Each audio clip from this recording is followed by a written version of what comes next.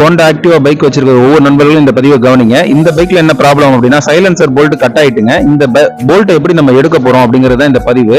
இந்த போல்ட் தான் இப்ப நான் காட்டுறேன் இல்லையா, இந்த போல்ட் கட் ஆயிட்டுங்க. பொதுவா இந்த மாதிரி ஸ்கூட்டில எல்லாம் வெல்டிங் பண்ணும்போது வெல்டிங்கான எர்த்தை என்ன பண்ணணும் அப்படின்னா எந்த இடத்துல வெல்டிங் பண்றோமோ அதுக்கு பக்கத்திலேயே போடணும். ஒருவேளை நீங்க வேற ஒரு இடத்துல எர்த்தை போட்டுட்டு வேற ஒரு இடத்துல வெல்டிங் பண்றீங்க பைக்ல அப்படின்னா நடுவில் இருக்கக்கூடிய ஒயரிங் ஷார்ட் சர்க்யூட் ஆக வாய்ப்பு இருக்கு. முக்கியமா என்ன பண்ணணும், இந்த ஸ்பார்க் பிளக் இருக்குல்ல, இதையும் ரிமூவ் பண்ணி விட்டுருங்க.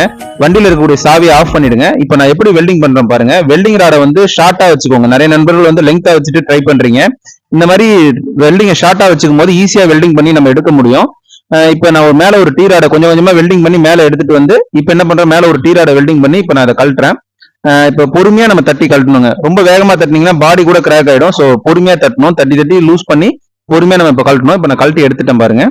சோ இந்த மாதிரி தான் கழட்டணும். நம்ம பதிவுகள்லாம் உங்களுக்கு பிடிச்சிருந்துச்சுன்னா மறக்காம சப்ஸ்கிரைப் பண்ணி ஃபாலோ பண்ணிக்கோங்க நம்ம பேஜை. நிறைய இன்ஃபர்மேஷன்ஸ் உங்களுக்காக காத்துக்கிட்டு இருக்கு. நன்றி.